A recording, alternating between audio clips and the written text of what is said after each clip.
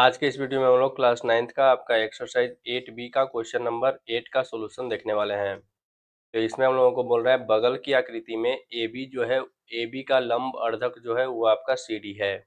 यानी ये जो लाइन है आपका AB ये और ये जो लाइन है आपका CD ये लंब अर्धक है AB का, यानी ये वाला लाइन और ये वाला लाइन आपका बराबर है। और उसके साथ साथ ये जो कोण बन रहा है ये आपका 90 डिग्री का बन रहा है, ये चीज दिया हुआ है।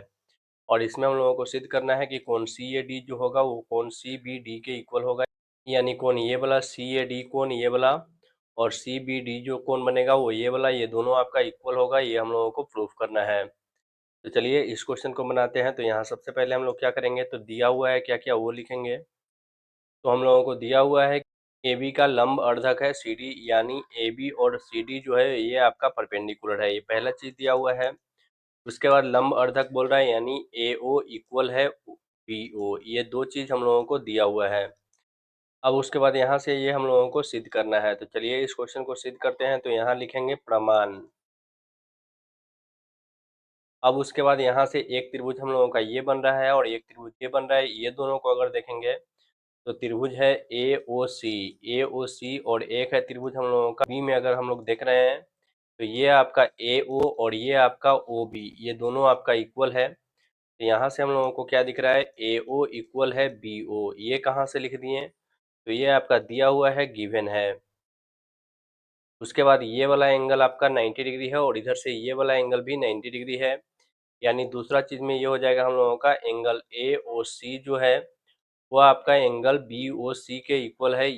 ये क्यों इक्वल है, तो ये जो है हम लोगों का 90 डिग्री है, ये भी हम लोगों का दिया हुआ है वो आपका 90 डिग्री है। उसके बाद देख रहे हैं तो ये जो OC जो त्रिभुज है वो दोनों ट्रायंगल में है, इस वाले ट्रायंगल में भी और इस वाले ट्रायंगल में भी। तो उसके बाद हम लोग लिख देंगे OC इक्वल OC।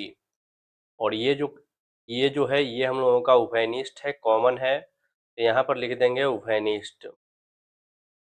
तो इस तरह से हम लोगों का ये दोनों त्रिभुज में क्या देख रहे हैं, तो आपका ये वाला साइड और ये वाला साइड इक्वल आ रहा है, ये वाला कोण आपका इक्वल आ रहा है और ये वाला साइड जो है ये दोनों ट्रायंगल में आ रहा है। यानी ये दोनों ट्रायंगल हम लोगों का सर्वांगसम हो जाएगा। AOC जो हो जाएगा वो सर्वांगसम हो जाएगा। कौन क्राइटेरिया से सर्वांगसम हो जाएगा, तो ये हो जाएगा हम लोगों का साइड एंगल साइड से।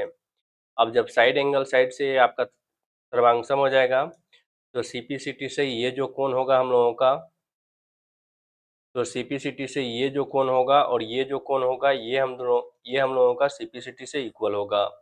यानी लिख देंगे OAC जो होगा वो आपका इक्वल होगा OBC के इक्वल। क्यों इक्वल होगा, तो यहाँ पर CPCT से, और इसको बना देना है हम लोगों को समीकरण नंबर 1। ये हो जाएगा समीकरण नंबर 1। उसके बाद उसी तरह से ये वाला त्रिभुज और ये वाला त्रिभुज में अगर हम लोग देखेंगे तो ये आपका साइड, ये साइड और ये साइड जो है ये दोनों आपका इक्वल है, दिया हुआ है। और जब इधर से ये आपका 90 डिग्री था तो इधर से ये भी 90 डिग्री होगा, ये भी 90 डिग्री होगा। तो ये दोनों एंगल भी इक्वल हो जाएगा। और ये वाला जो साइड है OD, ये दोनों त्रिभुज में आपका हो जाएगा कॉमन। तो यहाँ पर हम लोग डायरेक्ट लिख देंगे। इसी प्रकार ये त्रिभुज AOD और BOD जो होगा वो भी सर्वांग हो जाएगा। तो इतना प्रूफ करने का जरूरत नहीं है, अगर आप चाहें तो प्रूफ भी कर सकते हैं। यहाँ पर हम अभी लिख देंगे इसी प्रकार।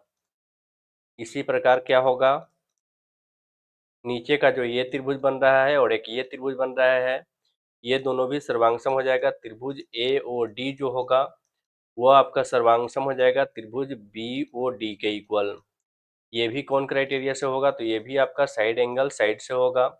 और जब ये आपका सर्वांगसम हो जाएगा तो हम लोगों का ये वाला कोण और इधर से ये वाला कोण आपका बराबर हो जाएगा। यानी OAD जो होगा वो आपके बराबर होगा। ये किसके बराबर होगा, तो OBD के इक्वल। ये क्यों बराबर होगा, तो ये भी हम लोगों का CPCT से बराबर होगा। यहाँ पर भी लिख देना है CPCT और इसको बना देना है समीकरण नंबर 2। फिर क्या करेंगे, समीकरण 1 और समीकरण 2 को जोड़ देंगे। फिर लिखेंगे यहाँ पर समीकरण 1 और समीकरण 2 को जोड़ने पर, समीकरण 1 और समीकरण 2 को जब जोड़ेंगे तो जोड़ने पर हम लोगों को क्या प्राप्त हो जाएगा, तो यहाँ से देख रहे हैं तो ये आपका समीकरण 1 है। समीकरण 1 में क्या दिख रहा है, उसके बाद हम लोग देखेंगे तो OAC कौन सा एंगल था, तो OAC जब वो जो था वो आपका ये वाला एंगल था। और OAD कौन सा एंगल था, तो OAD हम लोगों का ये वाला एंगल था। यानी ये दोनों कोण को जब हम लोग जोड़ेंगे तो ये वाला कोण प्राप्त हो जाएगा, इस कोण का नाम क्या होगा, तो इस कोण का नाम हो जाएगा आपका CAD। तो यहाँ से ये दोनों को जब हम लोग जोड़ेंगे तो जोड़ने पर क्या प्राप्त हो जाएगा, तो जोड़ने पर प्राप्त हो जाएगा एंगल CAD इक्वल हो जाएगा, इधर से जब जोड़ेंगे OBC, इधर से हो जाएगा हम लोगों का OBC और OBD, ये दोनों कोण को जब जोड़ेंगे तो OBC हम लोगों का कौन सा कोण है, तो OBC है हम लोगों का ये वाला कोण, और OBD है हम लोगों का ये वाला कोण। जब ये दोनों को जोड़ेंगे तो ये हम लोगों का पूरा कोण प्राप्त हो जाएगा, जो हम लोगों का CBD होगा। यानी ये हो जाएगा आपका CBD, और यही हम लोगों को प्रूफ करना था, ये हो जाएगा हम लोगों का प्रूव्ड। तो इस तरह से ये बन जाएगा हम लोगों का क्वेश्चन नंबर 8। आशा करते हैं कि आप लोगों को मेरा ये वीडियो अच्छा लगा होगा। अगर अच्छा लगा हो तो प्लीज़ चैनल को सब्सक्राइब तथा वीडियो को लाइक शेयर तथा हाइप जरूर कर दें। धन्यवाद। राधे राधे।